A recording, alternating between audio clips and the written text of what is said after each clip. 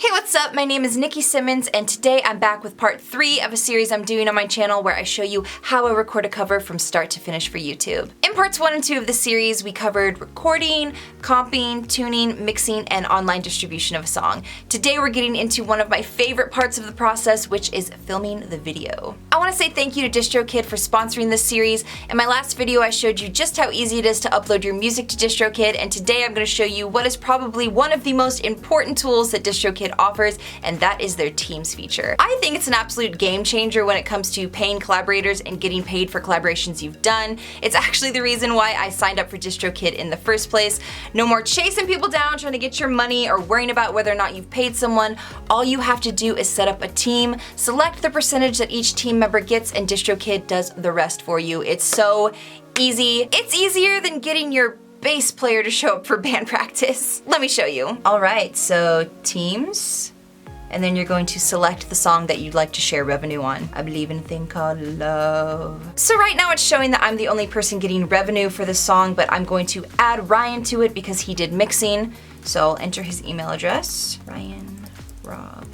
So Ryan doesn't actually have a membership with DistroKid, but that's okay because whenever you add someone as a team member, DistroKid automatically sends them a coupon for 50% off their membership, which is sick. All right, Ryan Robb, let's give him 50% because he's my husband and he does all my mixing for me and I love him. So yep, 50% to me, 50% to Ryan. Review changes, that looks good to me, so enter your password and you're good to go. There we go, team saved. That's it, you're done. Now whenever you make a sale for that song, all team members will be paid automatically without any further action from you.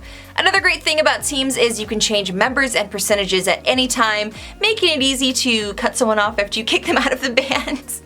I'm kidding, kind of. Anyway, let's get into the filming process. So because our studio room is also our filming room, is also our editing room, is also whatever else we need it for, I kind of have to transform it every time I want to use it. So right now I'm going to set everything up for filming and I'm going to show you how I do that.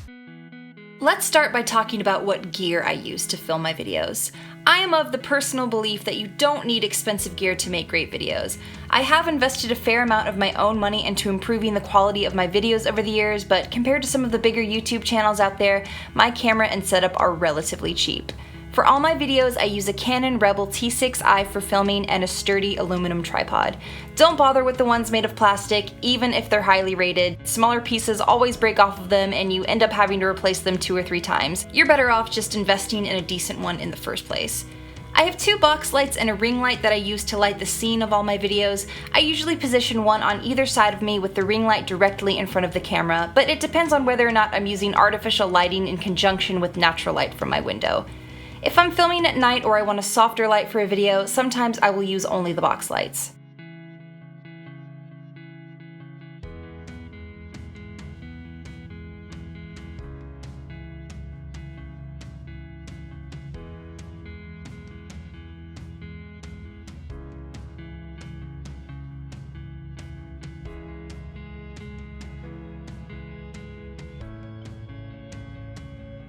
Once I have all my lights set up, I turn them all on and adjust my camera's ISO and aperture settings. Sometimes it takes me a little while to get this exactly right.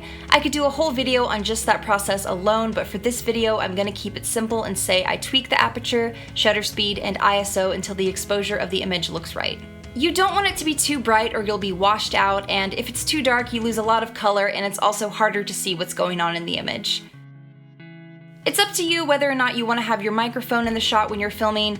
I love my microphone and I like the way it looks in a video, so I always have it in my shots. I do take the pop filter off because it tends to cover up my mouth and I think it looks better when you can see everything that I'm singing clearly. Just a couple things to keep in mind before filming. I always warm up beforehand because I do actually sing the song when I'm filming. I know some people just mime it, but I think it looks better and the audio matches up to the video better when you actually sing with the pre-recorded track. After I set up, I always have a healthy but substantial lunch because I have a pretty fast metabolism and I tend to get hangry really fast, especially when I'm filming in a hot room with lots of lights. Before filming, I always brush my teeth and my tongue because the last thing you want in your video is a big piece of food stuck in your teeth or a discolored tongue from whatever you were just eating. I had a video a while back with a noticeable amount of lipstick on my teeth and I didn't realize it until I had already torn down my setup and loaded the footage into my computer. Unfortunately, once you become aware of it, you cannot unsee it, so thankfully I've learned from that mistake and check my teeth and makeup regularly throughout filming. After setup and lunch, I change into the outfit I'm going to be filming in and start doing some test takes. So I usually do 2 or 3 angles and film at least 3 takes from each angle because I like to have variety when I'm editing. I try to do roughly the same thing in each take, especially between different angles because it makes it easier to make cuts that make sense during the editing process. For example, if I'm looking at the camera during the chorus of my close-up shot, I try and do the exact same movements in my long shot so I can splice them together and it looks like a professional music video. Or at least I like to think so. I'm very picky when it comes to how I look on camera. I think of every song and every video as potentially being someone's very first impression of me, so I take a lot of care in making every video captivating. Everyone has their own style for filming. I personally like to interact with the camera and essentially perform the song for the video. I also like to play up to my best features, which I think are my eyes and my smile. I also have very expressive eyebrows, which have been the subject of more than one comment in my time on YouTube. Because it normally takes me around an hour or an hour and a half to film everything, I use a battery coupler so I don't have to worry about my camera dying in the middle of filming. I used to use a regular rechargeable battery, but it never lasted long enough for me to film and I would always mess up my angle in the break I took to recharge it. Special shout out to my friend JD Stone for suggesting I get a coupler because I would probably still be in the dark ages of limited filming time without him. I know there's a lot of information to process here, so if you have any questions about my methods or my gear, please feel free to leave them in a comment and I'll do my best to better explain them for you. Can't explain all the feelings that you're making me feel. My heart's in overdrive and you behind the steering wheel. Touching you, touching me, touching you, God, you're touching me. Now if I didn't know any better, I'd say that was a wrap. whew, I am so glad to be done filming. I'm hot, I'm tired, I'm sweaty, I'm hungry again. These lights are bothering me. I just want to sit down.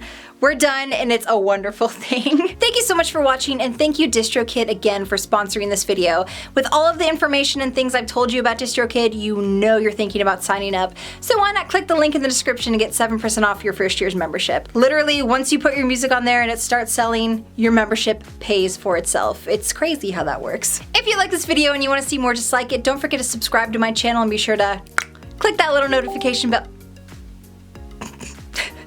Click the little notification bell so you don't miss any updates from me. Got one more part in the series, and it's the best part because we're gonna cover editing. All of my tips and tricks revealed. My computer's probably gonna die. Can't wait. Thank you so much again for watching. I cannot wait to see you in the next video. Bye.